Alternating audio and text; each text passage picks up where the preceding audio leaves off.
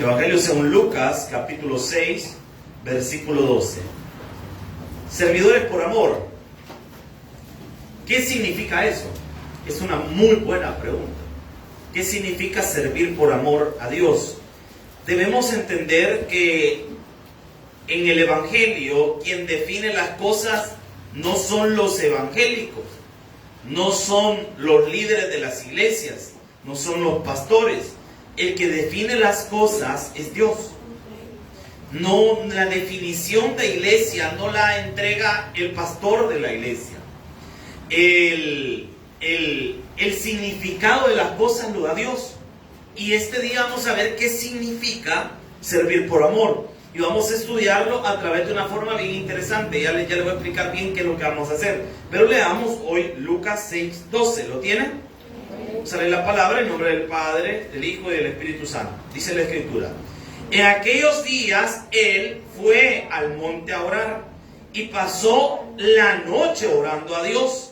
Y cuando era de día llamó a sus discípulos y escogió a 12 de ellos, a los cuales también llamó apóstoles: Simón, a quien también llamó Pedro, y Andrés su hermano, Jacobo y Juan y Felipe, y Bartolomé, Mateo, Tomás, Jacobo hijo de Alfeo, Simón llamado Celote, y Judas hermano de Jacobo, y Judas Iscariote, que llegó a ser el traidor. Buen Dios y Padre que estás en los cielos, que esta mañana podamos aprender de tu palabra, que podamos atesorar tu palabra, y que lo que hoy vamos a escuchar nos fortalezca el alma y nuestra vida, y que nos ayude a ser servidores por amor. No servidores, Señor, por motivos equivocados, sino servidores por amor. Gracias, Padre, por todo, en el nombre de Jesús. Amén y amén. Puede tomar su asiento. Le voy a explicar qué es lo que vamos a hacer. Vale.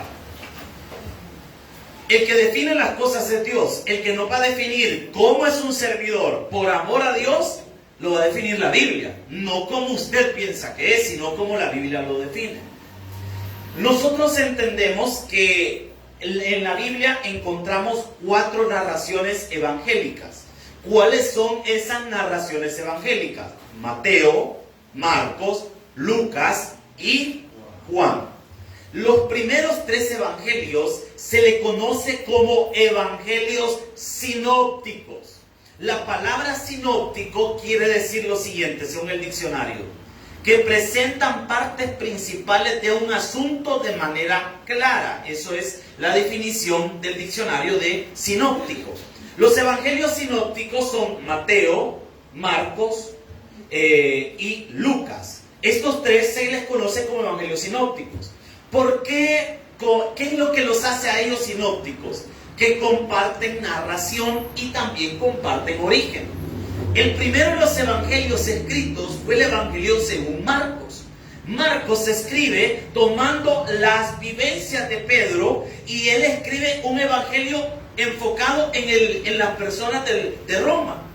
Por otro lado, después Mateo ve lo que escribió Marcos y toma a Marcos como su base y le añade otras cosas que él se recuerda del ministerio de Jesús.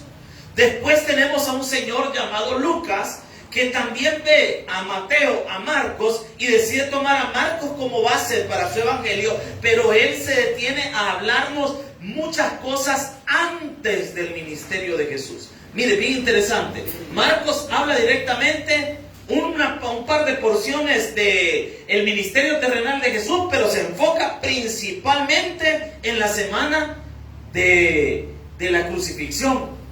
Mateo, por otro lado, ve que Marcos fue demasiado directo en el mensaje y dice: muy corto este evangelio, no nos cuenta cómo Jesús nació y de qué genealogía venía. Entonces Mateo viene y nos cuenta estas cosas.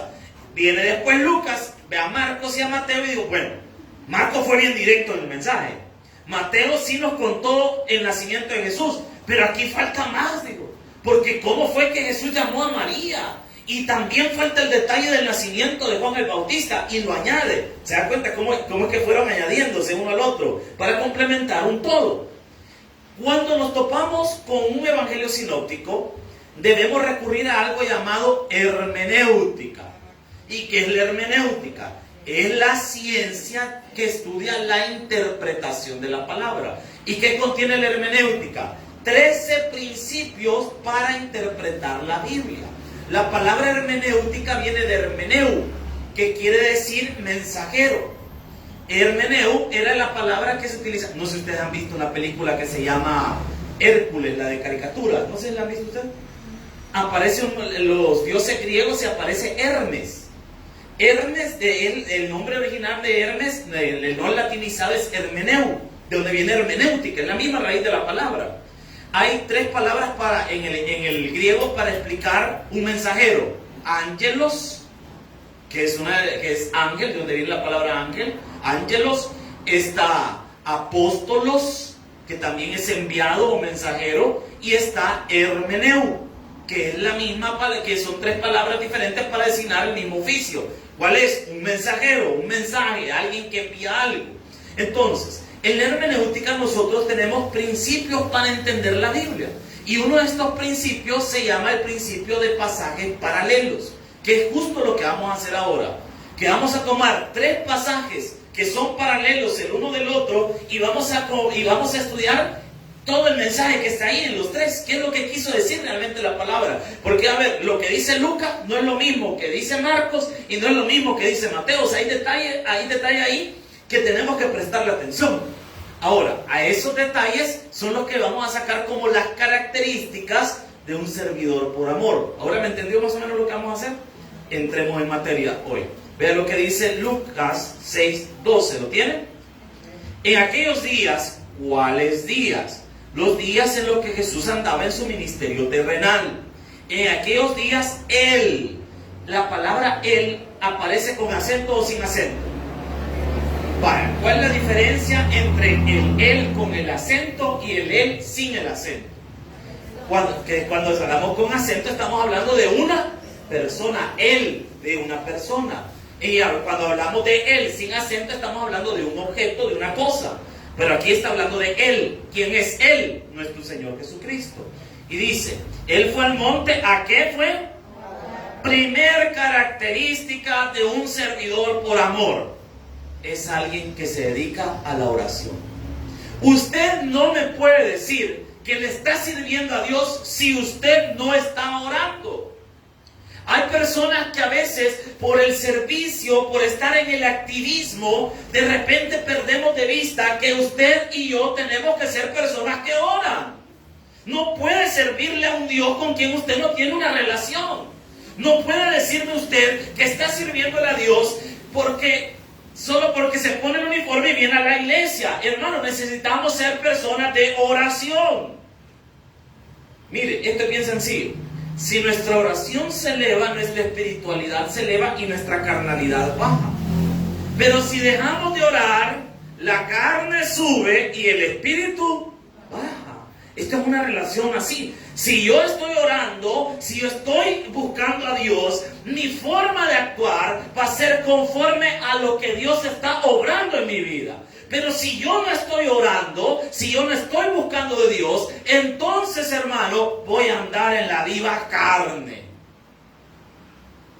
Y los frutos de la carne manifiestos son, dice la palabra del Señor.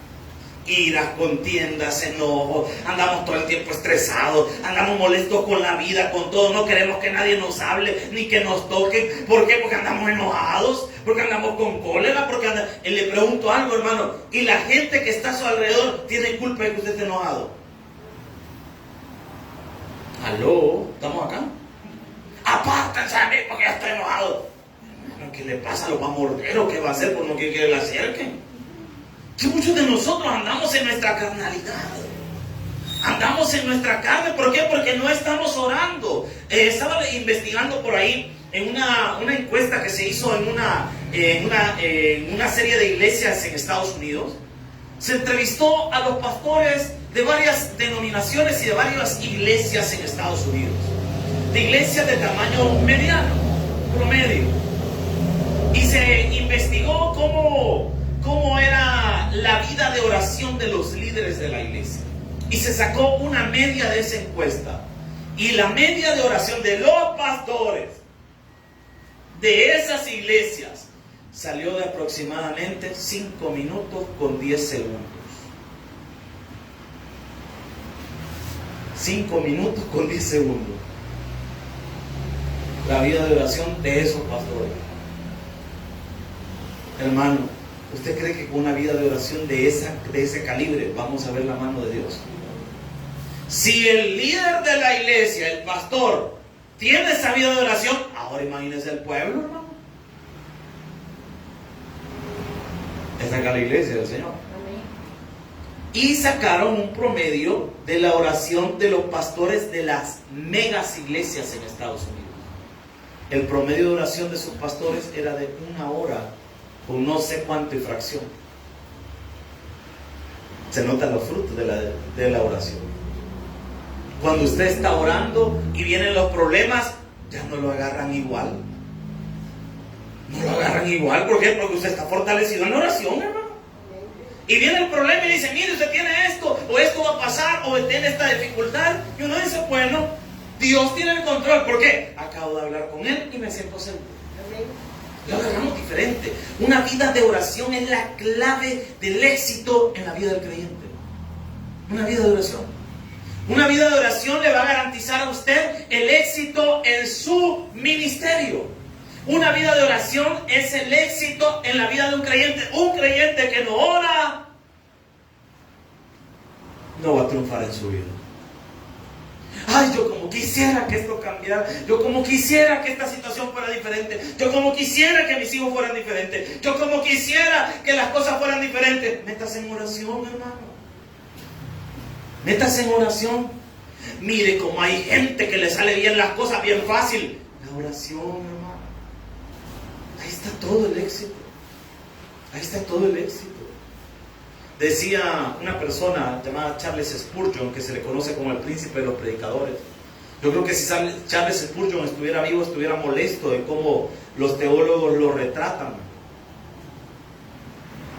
¿Por qué? Porque Charles Spurgeon yo creo que no quisiera que le denominaran el príncipe de los predicadores, porque el predicador mejor y el número 1 es nuestro Señor Jesucristo. Él es el número 1, el maestro por excelencia.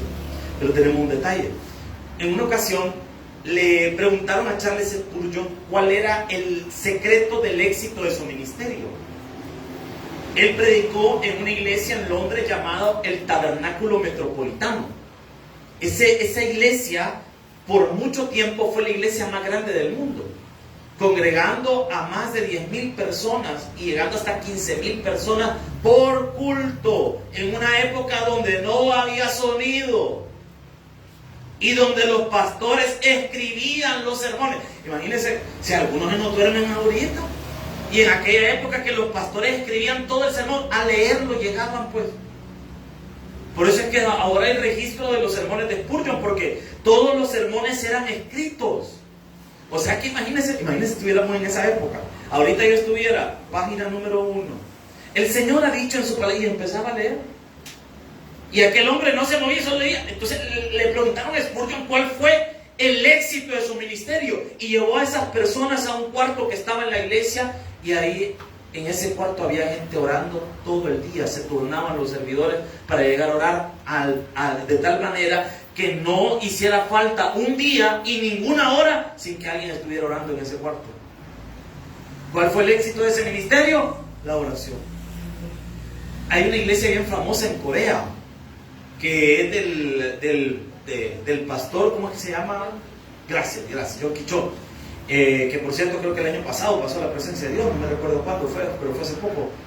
Y el éxito también de ese ministerio, ¿sabe cuál es? La oración. Tienen una montaña que se llama la montaña de oración, donde la gente, hay uno como cuarto y llega la gente a orar a ese lugar. ¿La clave cuál es? Oración. Es que, hermano, usted quiere el respaldo de Dios, ore. Ore. Ay, yo necesito la ayuda de Dios, ore.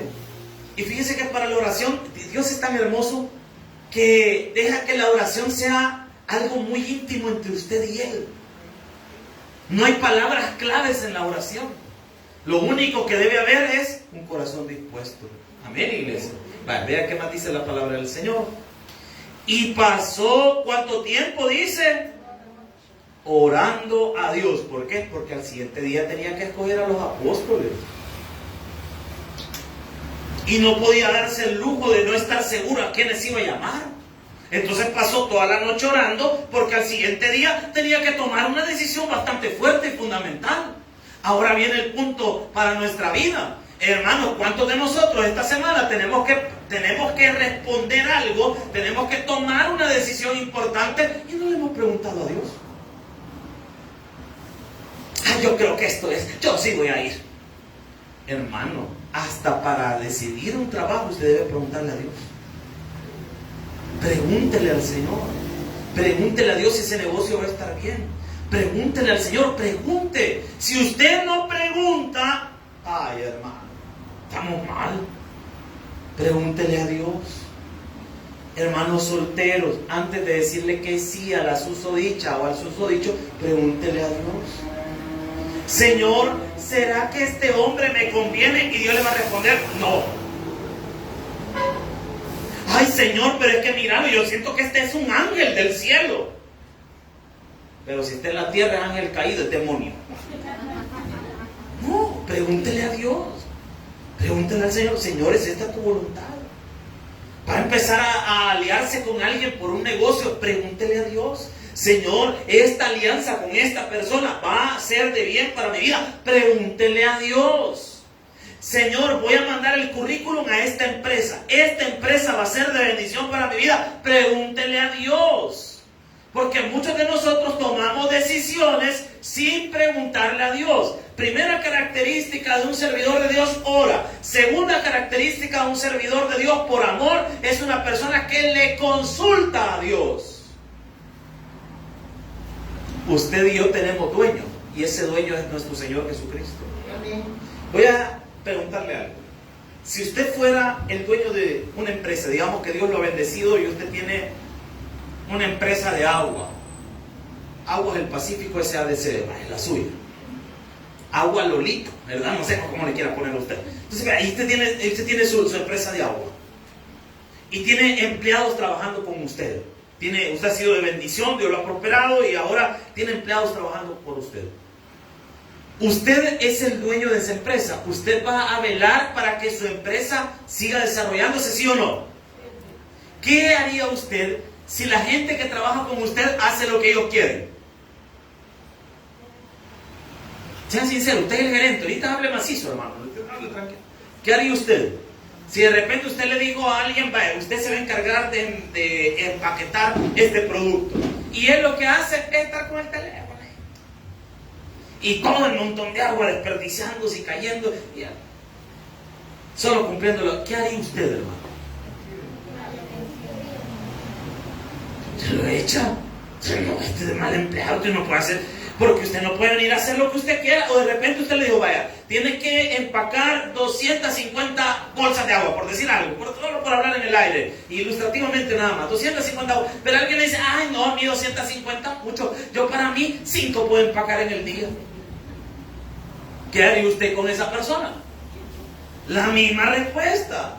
¿Por qué? Porque, mire, discúlpeme, le puede decir usted a esa persona, usted en su casa puede hacer lo que usted quiera, aquí no, tiene que cumplir lo que nosotros le hemos pedido, porque esto es la empresa.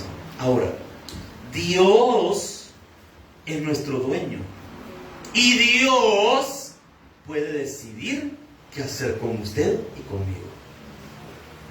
Entonces, si Dios es mi dueño, yo le tengo que preguntar al Señor, porque si Él es el que manda. Señor, ¿podemos hacer esto? ¿Quieres que hagamos esto? Señor, ¿es esta tu voluntad? Pregúntele a Dios. Pregúntele. ¿Tiene dudas en su vida? Pregúntele a Dios. ¿Quiere hacer un negocio? Pregúntele a Dios. Sigamos avanzando.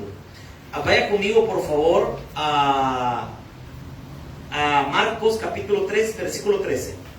Marcos 3:13. Marcos 3:13. Vean lo interesante aquí en Marcos. Es la misma historia, es lo mismo, solo que le añade otros detallitos Marcos que tenemos que prestarle atención. Vean lo que dice la palabra. 3:13 de Marcos, ¿lo tiene? Vean lo que dice la escritura. Después subió a donde dice, allá nos dijo que estaba orando. Aquí no nos dice qué fue a hacer. Nos dice que subió al monte. No nos dice qué fue a hacer. Vean la diferencia. Por eso es importante ver la narración. Marcos ya nos mostró que Jesús hizo algo. ¿Y qué fue lo que hizo? Fue a orar al monte. Aquí ya nos dijo que fue a un monte. Y llamó a los que él dice quiso. Deténganse ahí. Siguiente característica de un siervo de Dios por amor: es llamado por Dios y bajo la voluntad de Dios. Yo aquí quiero ser claro con algo. A todos los servidores y a todos los líderes que están aquí en la iglesia, yo no lo llamé a usted. El que lo llamó es Dios. Yo a los hermanos que son líderes en la iglesia, yo no les he dado a ustedes el privilegio de ser líderes. Se los ha dado Dios, no yo. Porque el que lo llamó a usted fue Dios. El que lo llamó a usted fue el Señor. Es un siervo de Dios, es una persona llamada por Dios a servirle a Dios. Usted ha sido llamado por Él. ¿A qué lo llamó Dios? Eso usted lo sabe.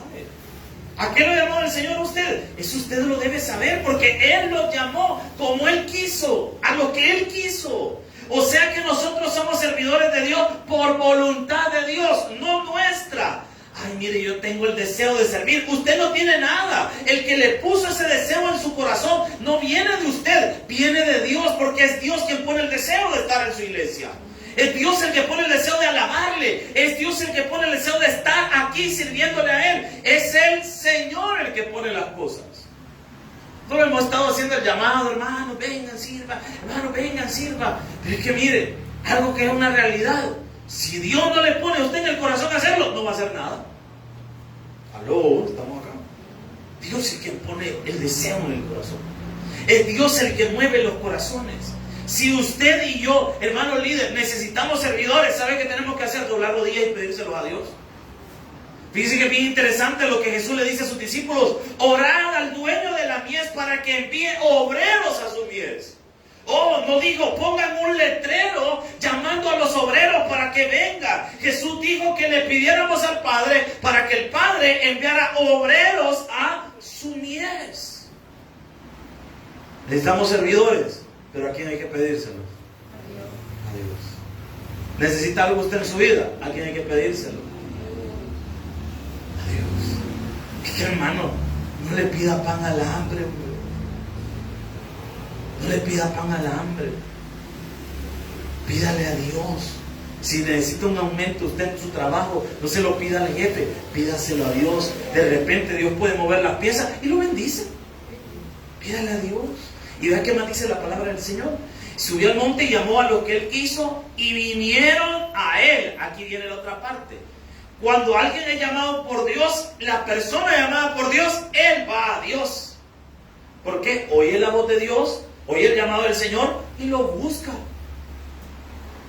O sea que si alguien esta mañana o este día no tiene el deseo de estar en la casa de Dios, adivine qué probablemente está pasando en la vida de esta persona, qué es lo que probablemente está ocurriendo. No tiene el llamado quizás. Yo siempre le hago preguntas a veces a las personas y a mí me gusta hacer una pregunta: ¿y usted qué quiere hacer con su vida? Y yo escucho la respuesta: ah, mire, yo sueño con hacer esto, esto y esto y esto. Ah, ok. Bueno, le digo, bueno, que son sus sueños. Respeto sus sueños, respeto sus anhelos. Y lo mencionan a veces en ministerio, no dicen: mire, yo espero servir algún día en la iglesia, yo espero hacer esto, yo espero servir en tal ministerio. A veces la gente, cuando uno le pregunta ¿y cuáles son sus sueños? Ay, yo anhelo viajar, anhelo esto, anhelo casarme, anhelo... Y no está mal en ninguna manera. Pero en algunas personas no tienen el anhelo de servirle a Dios o entregarse al Señor. Y uno tiene que respetar las decisiones de la gente, porque quizás no han sido llamados. Y uno quisiera que esta gente tuviera la misma visión, pero ¿y si no son llamados? Yo me recuerdo que el pastor fundador decía que había 3 tipos de estudiantes de teología, o 2 tipos, no, 2 tipos eran: los llamados y los metidos. 2 tipos de estudiantes de teología. Y yo hasta la fecha me sigo preguntando si soy llamado o soy metido. Sí, yo lo digo, yo soy sincero. Yo nunca entendí si era llamado o metido. Pero yo en mis oraciones le decía al Señor: vaya, si soy llamado, me vas a respaldar. ¿Por qué? Porque me llamaste. Porque Dios no envía soldados a la guerra sin municiones. Imagínense que usted lo manden a la guerra, lo manden allá, ¿verdad? En aquel lugar donde ahorita hay pleito, lo manden a ese lugar y le digan, vaya, usted va a ir a pelear, y mis armas, las uñas, déjese crecer y vaya a pelear. Uy, mire, por lo menos un machete, présteme. No, aquí no, cada quien tiene que llevar sus armas. Imagínese, ¿no? ¿Qué va a andar peleando usted? ¿Qué va a andar pudiendo luchar? Dios lo envía a la guerra, pero adivine qué le da. Todo el armamento para que usted vaya a la batalla. Amén. Entonces, de ahí me puse a preguntar, bueno, Señor, y si soy metido, pues mira que algo bueno quiero aprender. Y les voy a decir algo, a veces la gente es la que más aprende. Porque uno que es medio introvertido, se le queda callado. Las personas que somos introvertidas casi no hacemos amigos. Porque a usted lo ponen a la par de una persona que usted no conoce, en una boda. Ay, eso es terrible, hermano. Que lo pongan en una mesa con gente que uno no conoce y uno es introvertido. Y todos platicando, pues sí, del cumpleaños. ¿Y qué pasa? ¿Y cómo llama usted? Paquito. No, pero mire, con el gran miedo, porque es introvertido. Pero una persona extrovertida, no. ¿Qué pasó? Pues sí, ¿cómo están? Que no sé qué. Está bien, cada quien. Hermano, muchos de nosotros en lo ministerial probablemente nos estemos preguntando si Dios nos ha llamado o no nos ha llamado. Pero puedo decirle algo. Aunque Dios quizás no le haya hecho a usted el llamado y no lo ha entendido, no lo ha sentido. Pero dígale a Dios, Señor, pues mira que algo bueno quiero hacer. Mira que algo bueno tengo el deseo de hacer. Peor es que anduviera en el mundo haciendo relajo. Aquí por lo menos estoy en tu casa. Sale con Dios. Pero le puedo decir algo, si usted tiene el deseo de querer servirle a Dios, no es probable que sea un deseo suyo. Lo más probable es que sea Dios que lo esté llamando. Y vean qué más dice la palabra del Señor. Aquí hay otra cosa interesante. Versículo 14. Y estableció 12 para que estuviesen ¿con quién? Vale. Primera característica de los siervos de Dios, dijimos que ellos oran. Le preguntan todo al Señor. Son llamados por Dios. Y el cuarto punto, Dios los ha llamado para que estén con Él. Tienen comunión con Él. Usted no puede decir que tiene una buena relación con alguien con quien nunca habla. Es como tratar de mantener una relación a distancia sin platicar. Sin por lo menos escribirse, llamarse, hacer algo para mantener el contacto.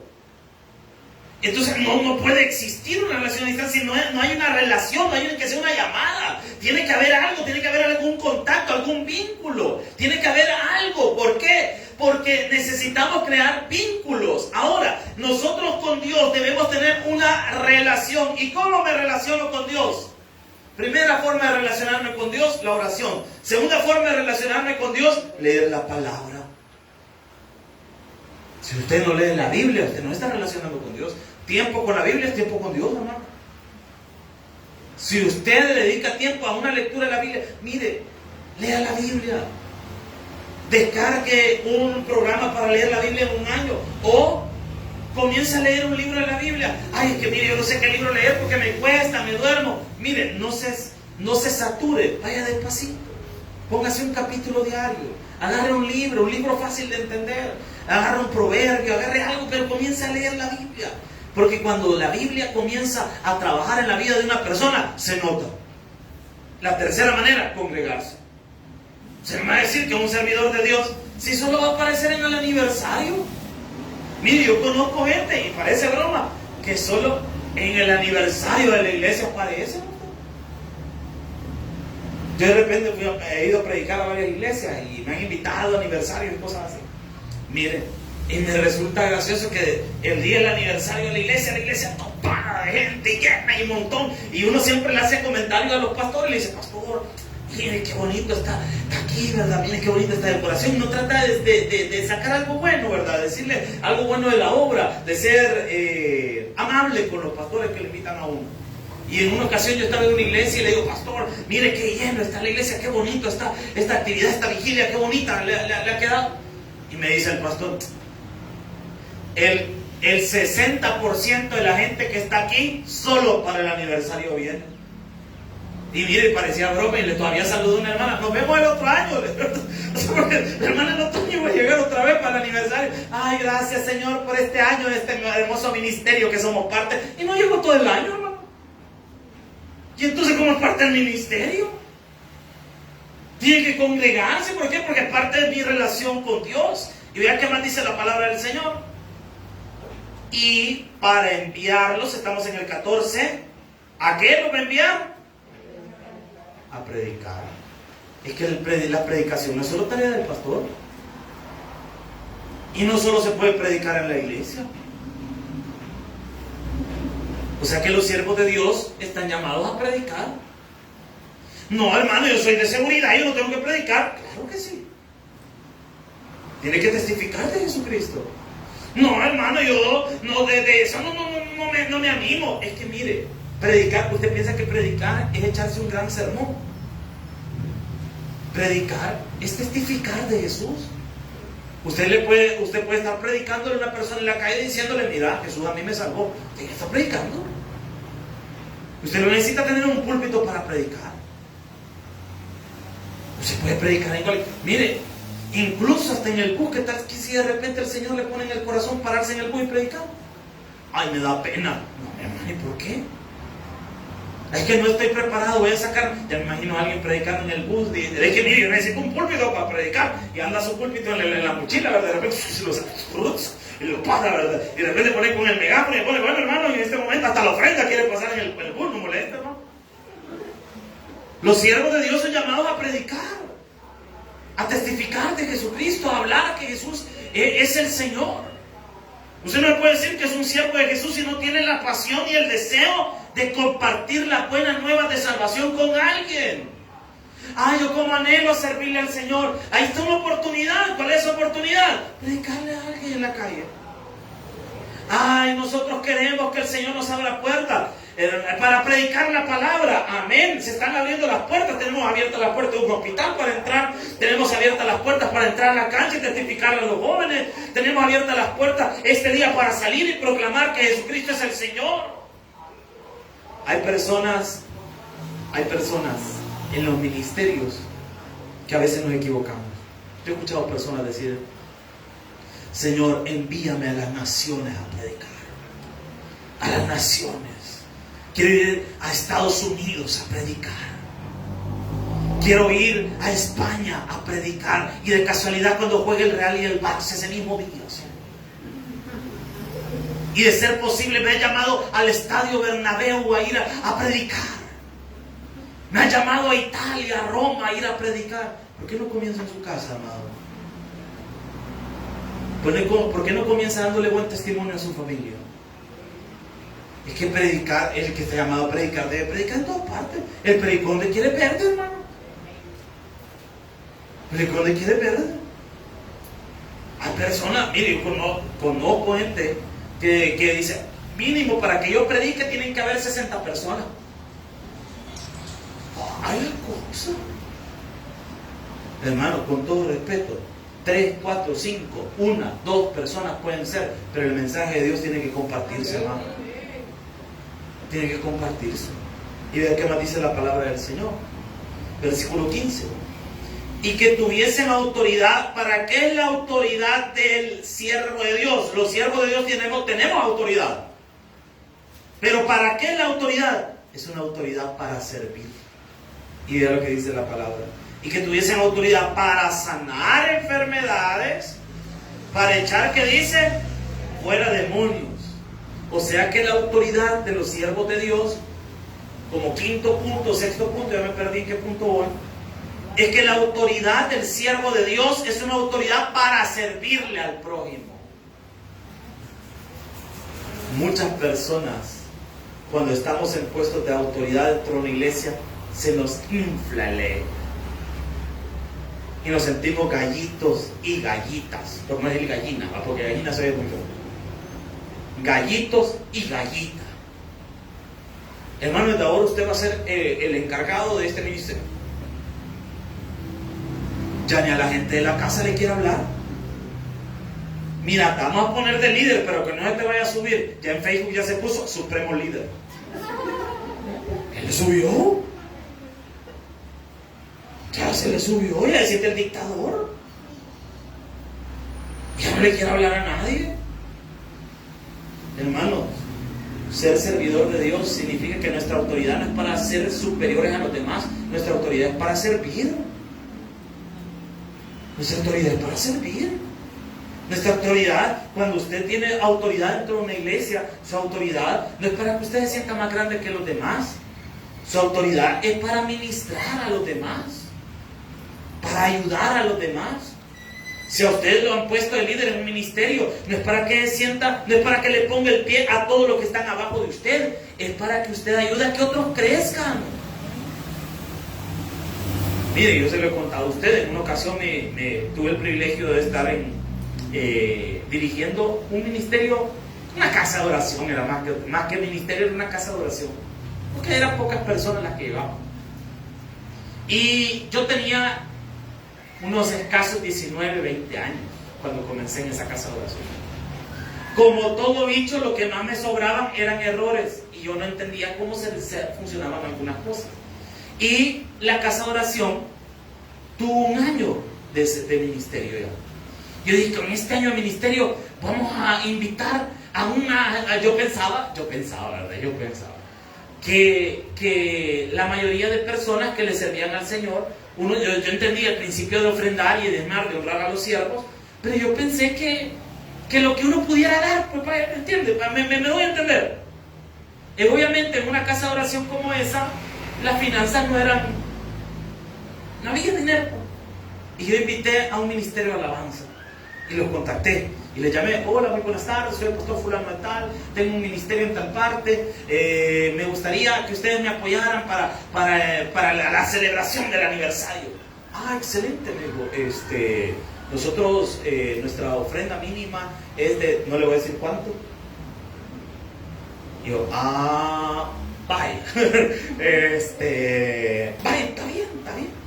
Y por favor, nosotros solo tocamos y hay alrededor de 130 personas.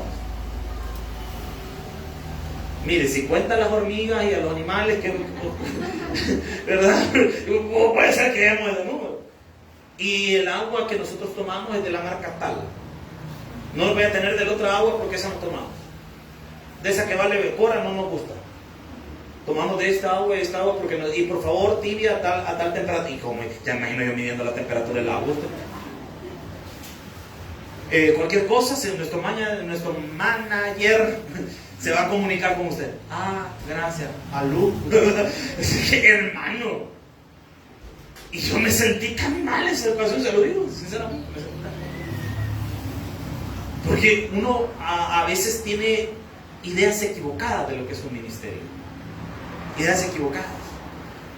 Uno de los pastores que nos dio clase a nosotros nos decía: no se haga ilusiones de su ministerio. No se haga ilusiones, porque Dios lo puede llamar a usted a un ministerio muy grande o a un ministerio muy pequeño en número, pero ambos son grandes delante del Señor, porque todo es su obra. Usted es un servidor de Dios, no se equivoque. No es para que usted le ponga el pie encima a la gente, es para que usted le sirva a los demás. Es para que usted sea servidor. Hay personas, yo no sé si usted se ha topado con gente así, que por el nombre del logo de donde están, se sienten grandes. Hermano, el único grande en una iglesia es nuestro Señor Jesucristo. La gloria y la honra siempre debe ser para Jesús. Por eso usted ve en las publicaciones de la iglesia, nosotros nos promocionamos y decimos: en nuestra iglesia tenemos cafetería, tenemos a la cuna, tenemos esto, tenemos aquí, tenemos parqueo, por lo menos uno, ¿verdad? No promocionamos la iglesia. ¿A quién promocionamos nosotros? A nuestro Señor Jesucristo. Aquí la gloria y la honra no es para el líder de la iglesia, aquí la gloria y la honra es para el Rey de Reyes y Señor de Señores. Para Él es la gloria, hermano. No es para nosotros. Nunca se lleve la gloria. Y vean qué nos dice la palabra. Vámonos a Mateo capítulo 10, versículo 1. Mateo capítulo 10, versículo 1. ¿Está aprendiendo, iglesia? Vea qué más características tienen los siervos de Dios. Mateo 10, 1. Vea lo que dice la palabra. Entonces, llamando a sus 12 discípulos, Les dio autoridad sobre los espíritus inmundos. Esto es importante que lo entendamos. Los siervos de Dios tenemos autoridad, ese era el punto que estábamos viendo hace un momento, pero es para ministrar a los demás. Si alguna vez a usted lo llaman a orar por alguna casa embrujada, por alguna persona que tenga, mira, yo no sé qué le pasa a la niña, no sé qué le pasa, mira qué raro, la gran espuma está sacando la cipota. ¿Y qué le quita el teléfono y le da el chamuco? La necesidad del teléfono es la que tiene, pero ese es otro pisto. Pero si le toca algo así, hermano, Dios nos ha dado autoridad. Ay, ¿qué tal si el chamuco me dice las cosas malas que he hecho? Una vez andábamos evangelizando con un ministerio en el Parque Libertad. Estábamos evangelizando. Y estábamos predicándole a las personas ahí y salió una persona que estaba endemoniada, un indigente. Y llamaron a un pastor ahora. Y le digo, pastor, mire, es un endemoniado, pues nadie anima a echarse el tirito, ¿verdad? Porque, pues sí, salió un endemoniado, me llama, el fresco, pero ahorita venga por acá. Nadie quería evangelizar a él. Y llamaron a un pastor que andaba por ahí. Pastor, mire, ayúdame. Y llegó el pastor en el nombre de Jesús, Mire, y dice el indigente a comenzar a reírse. ¿Vos me querés sacar a mí? Le digo. Así, hermano, no le tengo. ¿Vos me querés sacar a mí? ¿Y por qué no le sacas el demonio también a la mujer con la que andás? Así que se anda la cola pateada, hermano. Mejor, ¿verdad? En parte de esta no vaya a hacer que le saquen los trapos al sol y dice, ¡sal, demonio! De repente, ¿qué me estás diciendo? Y le van a sacar ahí, no, hermano, mejor, ahí un ladito, ¿verdad? Sí, señor, ayúdalo, por favor, ayúdalo. ¿Verdad? Porque no lo voy a hacer, ¿verdad? Pero mire, pero hay autoridad para ministrar, eso no lo dude, solo que también hay que tener una vida coherente, ¿verdad? Ahora, para que los echasen fuera, dice, para sanar toda enfermedad, y esta es la parte que me interesa, y toda dolencia. El siervo de Dios está llamado a ministrar a los quebrantados de corazón. Este es un área que a veces nosotros no queremos tocar. El siervo de Dios es una persona llamada por Dios, alguien que ama a Dios, que le sirve a Dios, pero entiende que su labor es reconstruir vidas, es edificar vidas. A la iglesia jamás van a venir personas perfectas, hermano. Todos los que estamos aquí tenemos algo, que venimos rotos de algo, hermano. El problema de la iglesia es cuando a veces los siervos de Dios pensamos que la iglesia debe ser un altar de santos. Y aquí nadie peca, nadie falla y todos decimos amén. No, aquí debe venir personas con todo tipo de problemas. Yo ya le he dicho a usted, nunca le vaya a hacer mala cara a alguien que quizás venga por primera vez y no sabe ni cómo es el ambiente en la iglesia. Que de repente va a venir una señorita mal vestida, usted tranquilo, no le va a poner, mira cómo viene a mí, ya viste cómo es posible que entra a los atrios del Señor con esa vestimenta. ¿Y de qué sirve andar bien arreglado con saque y corbata y tener una vida destruida, hermano? Y solo ser apariencia. Hay personas que nos cuidamos más nuestro exterior, pero nuestro interior está mal. ¿Me explico?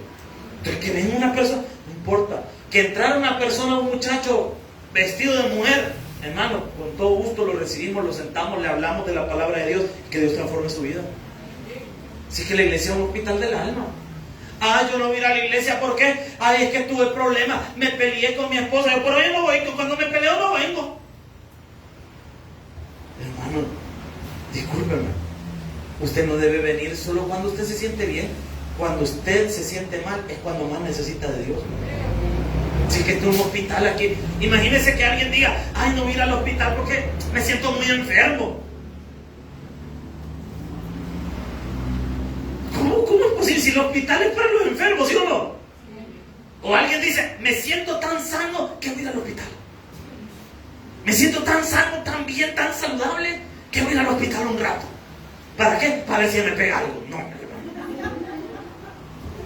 Usted va al hospital porque se enfermo. Peor en nuestra cultura. Aquí en nuestra cultura no somos tan preventivos. Yo bendigo a las personas que tienen prevención y que están en sus chequeos, se chequean constantemente, está bien. Pero la mayoría, el 90% de los salvadoreños, somos personas que reaccionamos. El carro hasta que ya no aguanta, hasta que ya no arrancó. Ya no arrancó, hay que llevar al mecánico. Hasta que ya no arrancó. El hermano, hasta que ya no arrancó, ahí quiere ir a buscar al doctor, ¿verdad? Y así somos. Un hospital es un lugar de restauración, la iglesia es un lugar de restauración. Aquí pueden venir personas de todo tipo. Personas que están al borde del divorcio son bienvenidas. ¿Por qué? Porque Dios puede restaurar su matrimonio. Se puede restaurar. Miren, hermano, yo voy por mi tercer round ya, de mi tercera nupcia. Hermano, con todo gusto, venga a los atrios de la casa de Dios. Aquí Dios puede restaurar su vida. Dios le puede ayudar. Dios le puede transformar. Jóvenes que están probablemente casi en malos pasos. ¿Qué hay que hacer? Invitarlos a la iglesia. Invitarlos a la iglesia. Imagínense si entrara un joven con una camisa de centro y con un montón de garabatos en los brazos, alusivos a aquello que le cuento. ¿Qué cara pondría usted? Hijo, guarda el teléfono. Guardar, que lo guardes, te digo. La cartera, agarra la cartera, pásala por ahí. Hermano, qué bueno que la persona así vino. ¿Por qué? Porque ¿qué tal ese día recibe a Cristo como Señor y Salvador personal? ¿Por qué le vamos a cerrar las puertas del cielo a una persona? ¿Por qué le vamos a decir que no puede entrar a la santa reunión de los santos de los últimos días?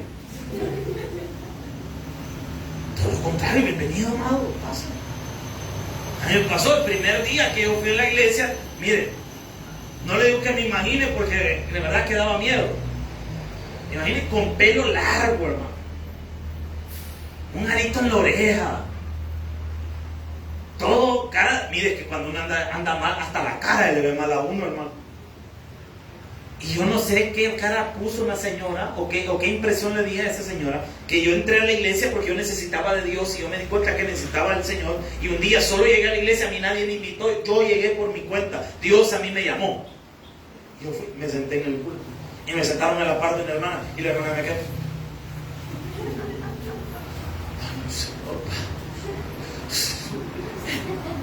Mira, agarra la cartera y la puso del otro lado.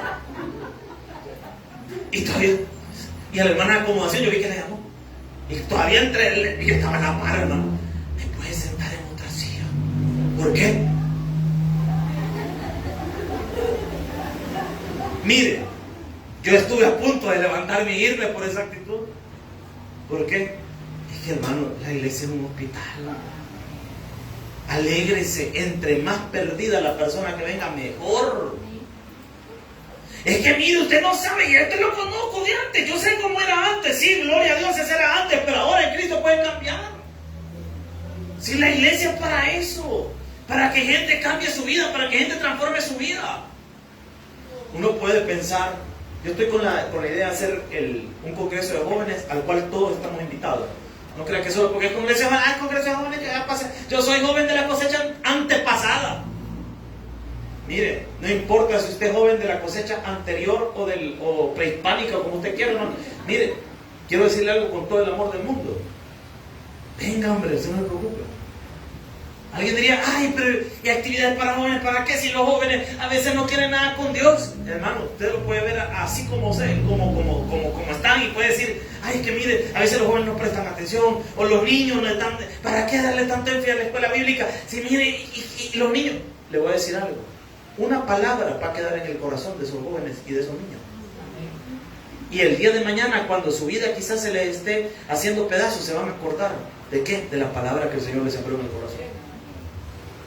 Usted no lo vea como cualquier cosa. Los siervos de Dios estamos mandados a sanar toda dolencia. Y toda dolencia es toda. ¿Cuál dolencia? Física y del alma. La iglesia debe ser un lugar donde todos nos sintamos bien, donde no critiquemos a alguien por la vida que llevó antes.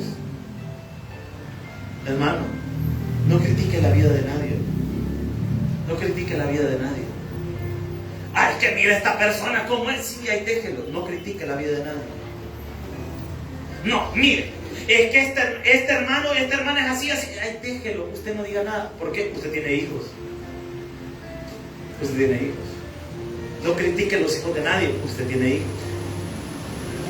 Usted tiene hijos. No critique la vida de nadie.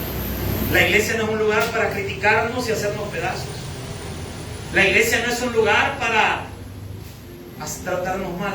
La iglesia es un hospital para que todos seamos sanados. Y el que es un siervo de Dios, que ama a Dios, entiende esto y busca restaurar a su prójimo. Un fuerte aplauso al Señor. Vamos. Oh Dios y Padre que estás en los cielos. Gracias, Señor.